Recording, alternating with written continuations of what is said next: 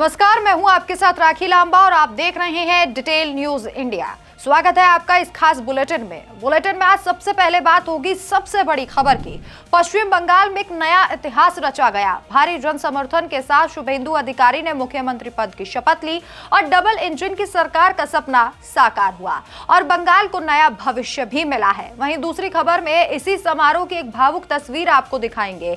प्रधानमंत्री नरेंद्र मोदी के चरण स्पर्श और योगी आदित्यनाथ के भगवा गमछे ने इस शपथ समारोह को और भी ज्यादा भावुक बना दिया। तीसरी खबर में देखिए कि कैसे इसी जोश के साथ उत्तर प्रदेश में भी कैबिनेट विस्तार की तैयारियां तेज हो गई हैं। चौथी खबर में देखिए कि कैसे केंद्र सरकार ने आम जनता को एक बड़ी राहत दी। अब जियो, एयरटेल और वोडाफोन यानी कि वीआई की मनमानी पर अंकुश लगाने के लिए टेलीकॉम शिकायत निवारण के लिए सख्त नए नियम आ गए हैं। और दूसरी ओर अमेरिका के अंतर्राष्ट्रीय धार्मिक स्वतंत्रता आयोग के पक्षपाती बयान को भारत ने सिरे से खारिज कर दिया है। इसी के साथ खाड़ी में तनाव बढ़ता जा रहा है। ईरान और अमेरिका के बीच हॉर्मुज जल डमरू मध्य में नया गतिरोध छिड़ गया है। इसी के साथ एक ऐसी तस्वीर आपको दिखाएंगे जो आपको भावुक कर देगी, जहां पर छपरा का दिव्यांग नाई एक हाथ से ही भी हार नहीं मान रहा और सभी के लिए एक मिसाल बन गया है। इन्हीं खबरों पर विस्तार से चर्चा करेंगे, लेकिन उससे पहले एक नजर इस वक्त की सुर्खियों पर। पश्चिम बंगाल में नए अध्याय का आगाज। सीएम शुभेंदु अधिकारी के साथ 5 मंत्रियों ने ली शपथ। उत्तराखंड की दावी सरकार ने विकास के लिए 1096 करोड़ रुपए किए मंजूर। शिक्षा से कुंभ तक है शामिल। शुभेंदु अधिकारी के सीएम बनने के बाद आया अभिषेक बनर्जी का पहला रिएक्शन, फिर कई चुनावों में धांधली की बात। डोपिंग मामले में यशस्वी जायसवाल और शेफाली वर्मा का आया नाम, नाडा ने थमाया नोटिस। राजस्थान रॉयल्स के ओपनिंग बल्लेबाज हैं यशस्वी जायसवाल।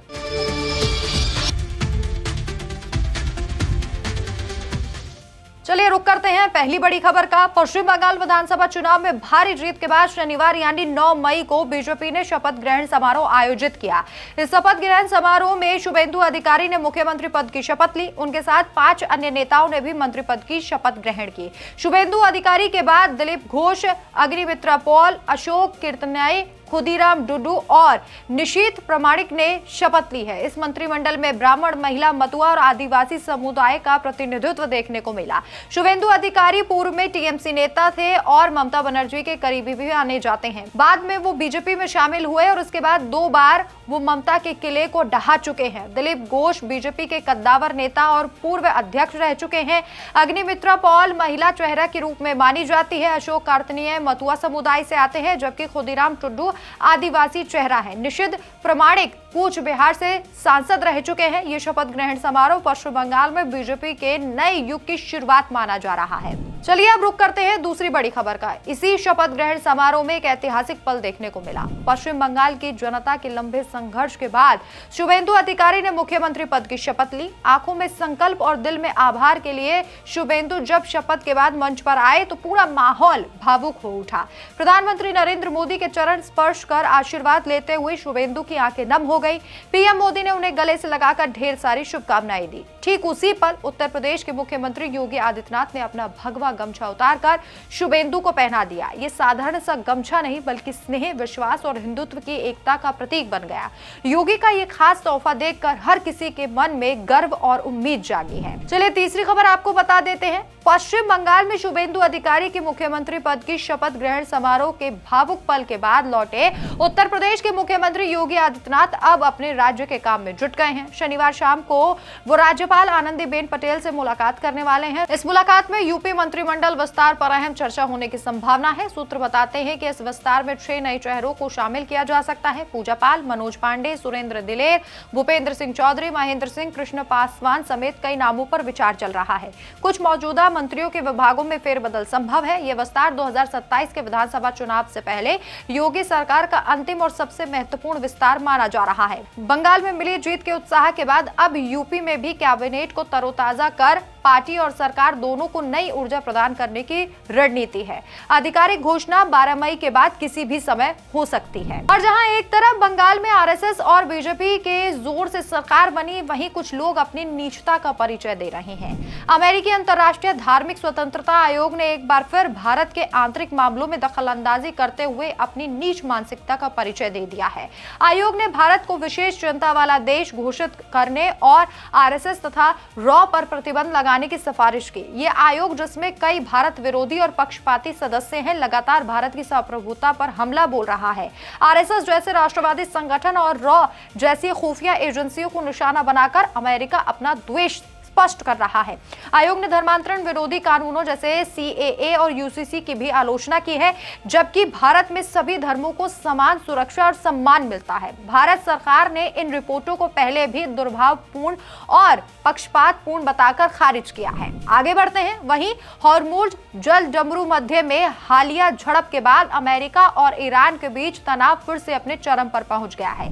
ईरान की सेना ने अमेरिका को सख्त चेतावनी देते हुए कहा है कि अगर अमेरिकी जहाज या बल दोबारा हॉर्मुज में घुसने की कोशिश करेंगे तो उन्हें निर्णायक और तबाही भरा जवाब दिया जाएगा। ईरानी अर्ध सरकारी समाचार एजेंसी तस्नीम न्यूज के अनुसार एक सैन्य सूत्र ने कहा कि अमेरिका द्वारा ईरानी तेल टैंकरों पर हमले को युद्ध विराम का उल्लंघन बताया गया है। ईरान के विदेश मंत्रालय के प्रवक्ता इस्माइल बकई ने अमेरिका को चेतावनी देते हुए कहा कि ईरान पर हमले को प्यार भरी थपकी समझने की भूल ना की जाए।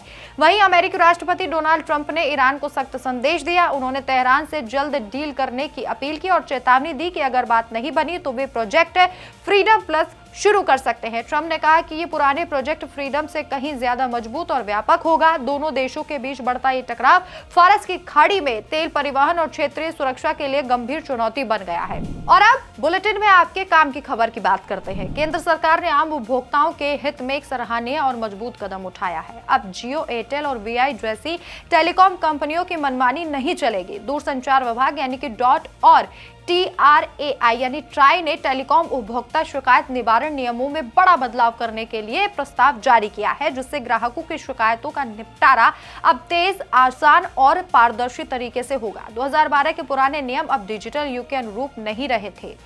आज ग्राहक IVRS कॉल के बजाय ऐप, वेबसाइट, चैट बॉक्स और ईमेल के जरिए शिकायत करना पसंद करते हैं। सरकार ने इसे ध्यान में रखते हुए नए नियमों में डिजिटल प्लेटफॉर्म्स को प्राथमिकता देने, शिकायत ट्रैकिंग को आसान बनाने और अपील प्रक्रिया को तेज करने का फैसला लिया है। इससे नेटवर्क समस्या, इंटरनेट स्पीड, बिलिंग और कॉल ड्रॉप जैसी आम शिकायतों का समाधान जल्द हो जाएगा।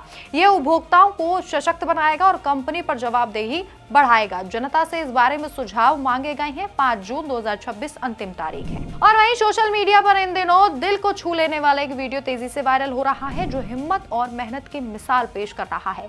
वीडियो में बिहार के छपरा का एक बुजुर्ग नाई दिखाई दे रहा है, जिनका एक हाथ नहीं है, फिर भी वे सड़क पर किनारे बैठकर ग्राहकों के बाल काट रहे हैं। एक हाथ की कमी होने के बावजूद इस नाई ने हार नहीं मानी। उन्होंने लोहे का एक खास सहारा बनवाया, जिसकी मदद से पूरे आत्मविश्वास और लगन से ये अपना काम कर रहे हैं। उनके चेहरे पर ना कोई शिकायत है और ना ही कोई मायूसी, बस एक अटूट जज्बा है अपनी रोजी रोटी कमाने का और दूसरों को सुंदर बनाने का। ये वीडियो देखने के बाद लोग भावुक हो रहे हैं। ये वीडियो सिर्फ हेयर कटिंग का नहीं, बल्कि जिंदगी से लड़ने की प्रेरणा है। ये साबित करता है कि अगर इरादे मजबूत हो तो कोई भी शारीरिक कमी इंसान को नहीं रोक सकती। इस दिव्यांग नाई के हुनर को सभी सलाम कर रहे हैं। तो चलिए फिलहाल इस खास बुलेटिन में इतना ही, लेकिन आप देखते रहिए डिटेल न्यूज इंडिया। नमस्कार।